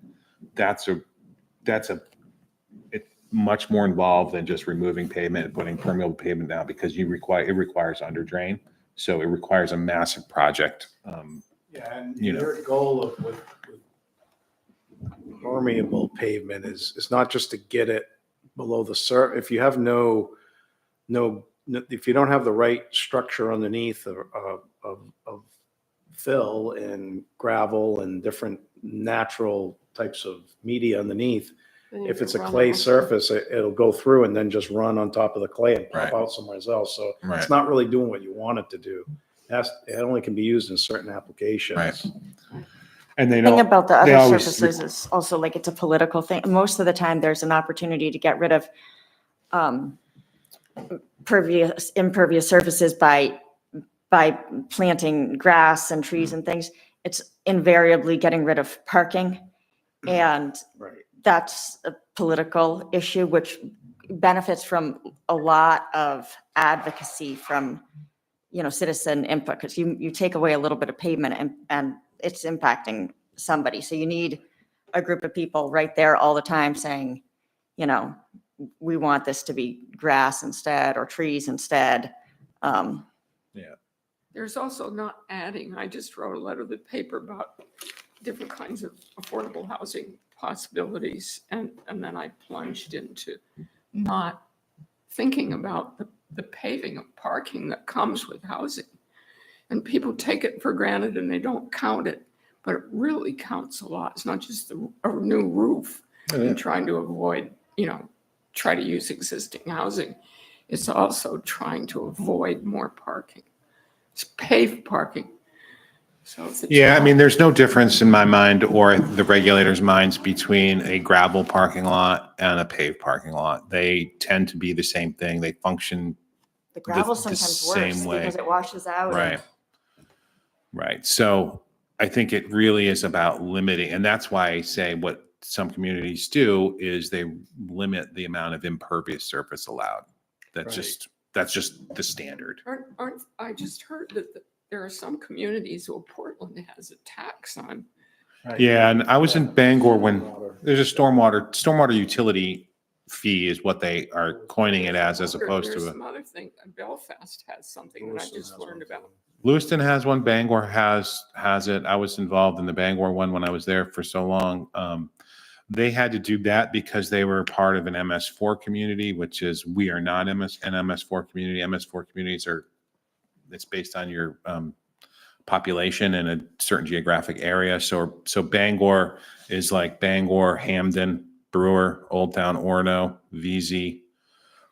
There's such a large population in the area. It's called an MS4. So they have to regulate their stormwater. And like they have to regulate it. So if I'm doing a housing project or I'm doing a commercial project and my water's getting into the storm ditch, the town now all of a sudden we have to regulate they have to regulate what water's getting into the drainage system that the town now has. So they're almost treating like the town's stormwater infrastructure as a utility in a way. It is. And I mean, that's our limiting factor. And one of the things that we don't really understand until after it's a problem is what our capacity is for the system. And like, because we have old lines, and that's part of what this whole stormwater system on GIS is about. It's about going out and inventorying, and there's all these formulas for the size of the pipe and the size of the catch basin. And that's all structured in a way to allow a certain amount of development. And once you exceed the capacity of the system to carry more development, you have problems. And that's what the objective is to understand these problem or the carrying the capacity of the system, and then start regulating how much development can occur without improvements to the system. And then what Jeremy's talking about, the stormwater program, or, when there's a stormwater tax, that goes into the infrastructure to be able to develop more and carry and take on more impervious development. But without that, And do the maintenance, which was never done for years. and we're in a learning stage of where we're at. And I can tell you, like he was saying, we have like 5 locations that I don't need to do the calculation to know we've exceeded that already. And there's still people wanting to build in those areas. Right. So that's the problem. And so the stormwater utility fee, what they do is, like Dave's saying, it goes to the municipalities collect it, and it goes to their stormwater utility fund, and that goes to make stormwater improvements throughout the community. Just how they do it is people call it a stormwater tax, and in essence it is, but generally single family homes, if you're at like 10,000 square foot lot in a single family home, you're generally exempt. And that's how, because it applies to everyone in those communities. So in certain watersheds. A lot of times, like the repercussions of overdevelopment and an undersized collection system isn't just the inconvenience of the flooding associated with it. It's the pollution that's associated with it. That's what you got to remember too. That's the other part of it. Yeah. Some places they put huge underground tanks to collect all that water. That's one of the mechanisms. That's one way of doing it. You can slow it down, you can hold it, and you can treat it. Those are kind of the things that you got to do. All right. How about that? Went all sorts of directions today. Yeah, that's good. So thanks for joining us. And Yeah, sorry if I took up. No, too we much. really I tend to appreciate talk your sometimes. commitment to these environmental concerns, Jeremy. It's great. And we're 150% supportive. Right. We got to kind of follow your lead with Yeah. Rebecca and Bob, right? Yeah, we'll And we'll we're work at on the it. ready. You're always welcome to, really appreciate you stopping by. It's been inspiring. It's been inspiring, I think. To me, it has. Yeah, we know it's Even a long though- trip from across the road. Well, I always see you guys in here. yeah, right. Well, you can come in Come in anytime and you want. vent anytime. Yeah. Well, you gotta be careful to YouTube, but. I know. It's great. Yeah. So as our looking for streams and all this water stuff, the rules and regulations may want to put on them, that's not dependent on us finding all these places. You can make the rules and regulations later and find out when someone wants to build, you can Good, fit these thank you. rules and regulations to that site. Or is it? No, rules we'll gonna be wanna- No, I think we dependent on want to what know this. We were going to figure out the streams, and then we're going to look at protections to Yep. increase environmental protections to protect those resources. And it will be not this stream gets a certain type and this stream gets a Site-specific. certain type. I think every stream is going to get the same type of protection. If it's a That- stream. If it's a Oh, stream, yeah. that might be increased to setback Yep. or increased standards on like tree removal standards. Those kinds of things are what we generally have the right to regulate. You mean every stream that we identify as a shoreline Right. zoning stream Right. as part of this? And then there's another set of streams that has a different type of state built-in protection theoretically, especially if we can. Right, but what But- I'm saying is we can add, if the town wants to change our resource protection to pick up, this stream, that stream, and that stream, in addition to this other stream, and come up with new regulations, and we call those are our shoreline zone resource protection streams, we have the ability to do that. Right. Yeah. So if we missed one, for some reason. We're If not someone gonna wanted miss to build one. there, they wouldn't be on that list of We're not going to streams. miss one because we do need to like identify which stream so everyone knows when Yeah. it goes to vote. You kind of What know we're where ready. they are already, right? I mean, we just gotta, I do. know some, but I mean, I don't know all of them. And I Yeah. think it's important to look especially at the ponds and McGuntuck, Right. Hosmer Pond and McGuntuck Lake and look at the streams that are coming into those. Yeah. Because, those are the water bodies that water quality can be impaired pretty quickly. And we know that there are sediments that release nutrients into the water column when dissolved oxygen gets to a certain point. And I know it gets to a certain point on Hosmer Pond. And it may be at some point getting to that point at McGuntuck as much as it's still cold. It's temperature that's the real, like, huge threat. I mean, it's A combination Bailey of Brook, depth and- Bailey Brook, Barrett Brook, Yeah. Daily we Brook. all love hiking out in the woods and slapping mosquitoes, and we're ready to go out and, Not enough mosquitoes. what's it? Okay. Thank you. There's nothing. Yeah, thank Thank you. you. And I'll get an email from you, right? Yeah, and then, Okay. yep, And I'll send that one. as soon I'll as I do get it. that this afternoon. I emailed it. Okay, perfect. Thank you all. Thank you, Jeremy. Yep. See ya. Yep. Dave, I can't do this afternoon. Me neither. That was interesting. Thank you. Thank you for joining us, Ann. Okay, that was really, really good. Barb, thanks for setting that up. That was great. Yeah. So do you want to spend a few minutes? We'll talk about our favorite subject, the Arbor Day celebration, which should be do have. a lot of fun. Yeah, I don't know if I have enough of these. I printed Oh, one you out. did? Okay, great. We can, thank you, Kathleen. So I just wanted Yeah, to. good idea. Oh, great, You're thank always you. so well prepared. I just wanted to give you an update on the Arbor Day event. I met with the library staff. Julia Sagasar, who's the program person there, is very into this. So I think if this goes well, we might think about having, I'm suggesting we have a tree festival every year around Arbor Day. Wow, that and- sounds like fun.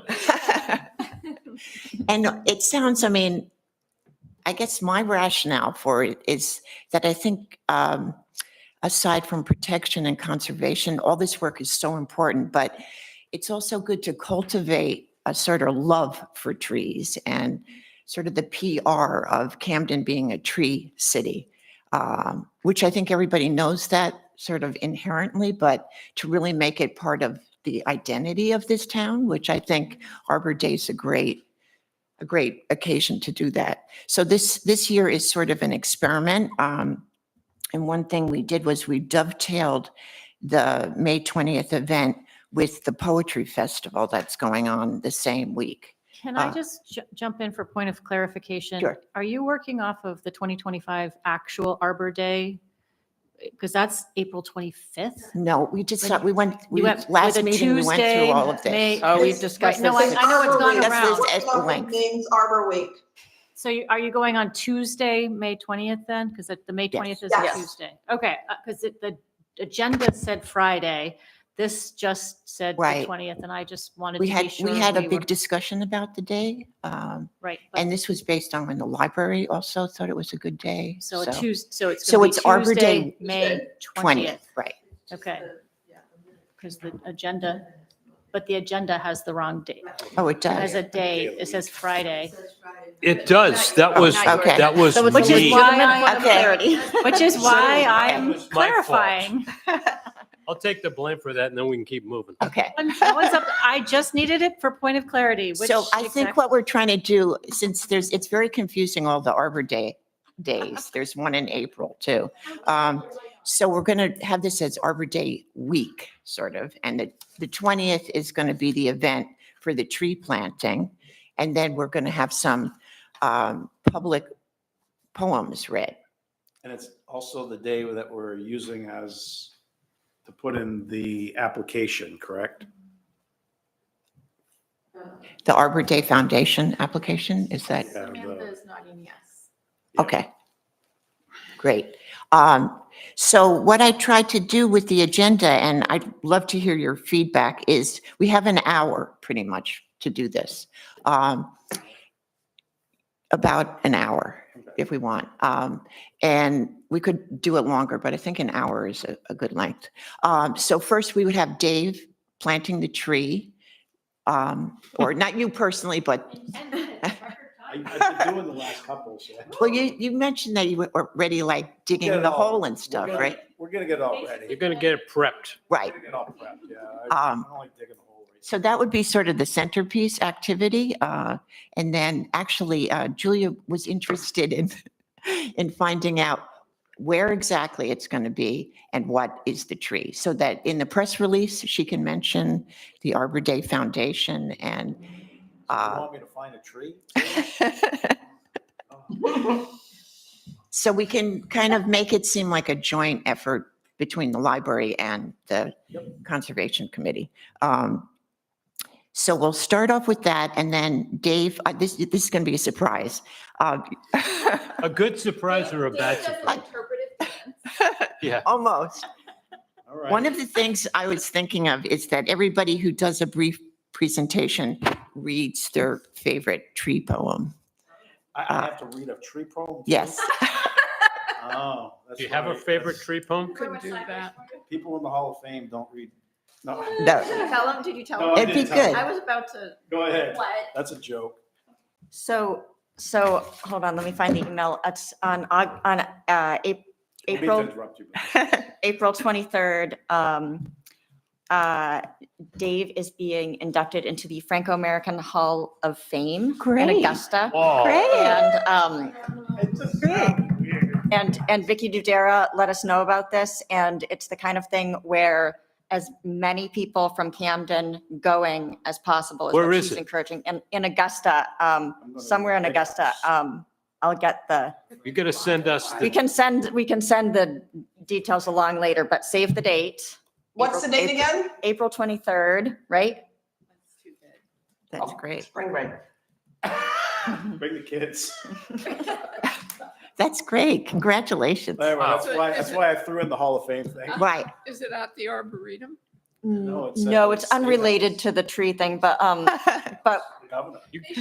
we could combine them somehow, I'm sure, but That's great. Okay. Reason- So Have your so microphone turned the idea is of all these speakers, they will have a brief presentation and then they get to read their poem and introduce the next person. So we have a poem train going sort of sorts. short poem. Short poem, like, So my daughter wrote a poem oh, good. for the time capsule, which is in the time capsule, but it'll take your breath away. It's unbelievable. And it talks about basically global warming and Wow, okay. Yeah. Make sure it has to say something about trees.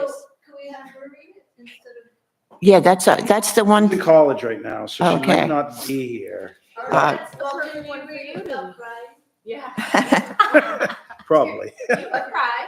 Yeah. It's pretty unreal. I show it people and they're like, whoa. It's a tree, it's So tree poems though.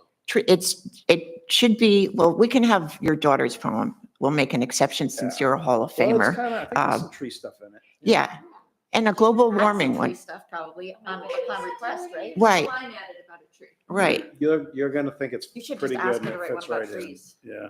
So pretty much, so after the tree planting, we can change the order of this, but Brian's very graciously volunteered to be the MC for this. Keep to things con- moving. And to also just talk about the work of the Conservation Committee and how we have all these tree things going on. And I hope that Brian will also pick a poem, So we need to pick, a the favorite library poem. doesn't have poems they want us to read. We need to find, I mean, I'm not, You can pick your own We poem. can help you if you We have. I can, can't find your way. maybe I may need. Well, as part of this, the library is going to have a press release and put on their calendar that they would like people to send in their favorite tree poems. So we will have a stack We'll of have poems. poems. We'll have poems. We were thinking of it. Gonna play One, guitar. we don't have any budget for this. And two, there was a debate on whether we should have it outside by where the tree is planted or go into the library. And Sam actually, who's going to help with some of the PR, she mentioned that for older people, maybe being outside would not be so great for hearing the poems. But a lot of people have voted for having it right where the tree is. Yeah, okay. So we'll have, There is a little, yeah, a portable Yeah. mic thing. oh, great, okay. I think the library has one of those too, so, So we also, I think we need to read a proclamation okay. from one. I was gonna mention that. I don't know if David can read it. Last year Audra read it, so. Yeah, one of the town I'm only reading officials. the poem. I'm not going to read the proclamation. Well, maybe Allison can read a proclamation Okay. or Audra or, I'm happy to help however I is think helpful. that would be You're great. right that Okay. the last Could time we you did do have that? this at the. because I Sure. think that's an important part of this, right, Samantha? Yeah, and Kathleen, you can add that to the agenda, but just be aware it only takes like 2 minutes or less to. Okay. So we should put that in the beginning with the introductions, right? Pretty Yep. much, okay. And that's That's about usually the when the arbor. tree is planted, you read a proclamation. Okay. So, I see Barb on the screen now. so basically, we're going to start off with maybe the proclamation, Brian talking about the Conservation Committee. And then I did put down the ash tree survey, if you wanted to mention that. Then you would read a poem and say, next, we're going to speak to Dave. So Dave, you would talk about the street tree program. And I thought this would be a great occasion to get the word out about the program too, if like we got like 30 people there or something. And then you would read a poem. Then Julia is going to, who's the librarian, Mhm. is going to talk very briefly about the collection, about the books that are about trees. And she has her poem picked out already. It's great. Then She gets to rehearse it a lot before. Right. Oh, wow. And then Mark Burrows, who is one of the co-chairs of the Poetry Festival, is going to also read a poem. The only thing we're missing is a couple of people mentioned that'd be great to have a younger person, somebody like a school kid, read a poem. Is that, it's not, In May, No. May 20th. that'll no, be the yeah, school day. it's not a good day for it. Just- If you get a middle schooler, or middle school class to come down, I mean, the 7th grade is a great Yeah. group because of the Yeah, get Justin started. connectivity to environmental Yeah, get science. Justin. I can, If anybody has suggestions to that I think it'd be great to have a younger kid read a poem or, Alfie Owen, she's the head of the environmental club at Camden Middle School. I can check with her. okay, Well, also, one of the employees at the wastewater department has a daughter who is she'd be a real She'd be perfect. oh, yeah? star. And he worked, I mean, She's a very environmentally. Oh, great. It'd be- Would anybody be interested in Justin if it's contacting okay. her and seeing if she'd want to do that? I'll tell him, I'll ask Justin. your microphone isn't. Oh, I'm sorry. I'll ask Justin about it. Okay, Yeah. great, that's great. So then we're going to ask the general public to come up and read their poems, which I'm not sure if we'll get 2 people or we'll have 10, but I guess it's the PR stuff from the library is going out this week about it, so they're going to be collecting the poems. Good. So what about food or anything? Yeah, that's the other part. Well, there's a couple, Molly, were you going to say something? Because Molly and I, We've not connected on this yet. Okay. Kathleen's done so much. It's amazing. Yeah. but Molly was really the person behind the brochure that Oh, we that's are- amazing. we are going to have those available. Yeah. And I just wanted to add one thing that is a plug for the Environmental Slush Fund. One thing that I would love to see is the heritage tree map reproduced and reprinted so that next year we could have tree tours as part of this. That's a And, great and idea. then use tree tours as kind of a tourism thing as well, too. Yeah. Do you want more copies of the existing brochure or do you want it updated? I think I was we gonna say should it would talk be- about that, but maybe updated. There had been, There was a bunch of trees that, there was supposed to be a second version of that brochure, right? And it never got, Nancy It was done Johnson's. years ago by That's- Nancy. it's- Yeah. yeah, I could ask Nancy if she has even a draft second Yeah, version. because it'd be awesome to That's have fine. those. Some of the trees might be gone. But not, well, that was the thing is I wouldn't print, Yeah. I no, wouldn't print that no, I one think it until should be we- updated. until we ground truth it. That's Somebody Yeah. dragging their feet on the. Barb and I did the brochure walk last, I don't know, Oh, okay. and there's only one tree missing, Oh, that's good. Lake Beach tree. Oh, and that could Right be, Barb says 2, 3, 2. I only see, move your hand in front of your, there, 2, okay? What about we put that thing up? Yeah. Two missing? He says 2. Huh. I mean, We can maybe have another discussion about it, but I think for next year, we could sort of build out from this, depending on what the reception is this year, but have it as an annual event tied to Arbor Day. do you want me to try to get more I mean, just for this year, should we Yeah. see if we can get more copies of that? I don't know if we're running out. Did anybody say we're running out of copies of that brochure or? I don't know. I of don't any. even, where are they? I have I'll- one. Okay. They're a bunch in the town. Okay. Also, Yeah, no, that'd be great for this year, I think. So you were going to say something, Molly? Oh, or- yeah, just about the student readings. First of all, I love the sound of this fabulous student that you guys are thinking of. I wonder if there's a way to, I don't know, involve a whole class or a whole grade, get in touch with someone at the school and like, I don't know, make it into like a poetry writing project that the kids do. And then we should ask maybe Elfie. they Elfie could, would probably. yeah. That's they the way could to zip go. over. That way we're sort of like, And also, Kids could provide you know, some getting the music. kids involved right. on a bigger scale. Yeah. And if we can get them to scoot over for a few readings, that makes Yeah. the audience bigger. All the difference. Yeah. I mean, you get. Is someone reaching out to Elfie? That's- Yeah, I can reach out to Elfie. I think that could be really cool. And then you're pulling their parents because they know what's happening. Most places, there are people who come to events, but they almost always have gray hair. And it's so privileging to have children Right. Yeah. involved. It's for everyone. Maybe I'll Okay. dye my hair. No, that'd be great. Actually, I think that's the missing element is that if we could have, even have a class come, Yeah. because it'd be great to see younger people in the audience. Okay, so I'll check with Elfie. Okay, great. So in terms of the refreshments and the PR, I think I'll work with Julia about it. Because she's really into this. Her boyfriend is going to do the poster for it. We're going to have posters done for it. Really? To put on in the stores or? Yeah. Wow, this is amazing. So, I mean, if they need help with some of the costs or something, I might be able to help out with that too. okay, Yeah. great. And I'm then, just glad I don't have to try and do it at the last minute. Yeah. I'm trying to- what I've been right, doing. last year we had refreshments, right? Yep.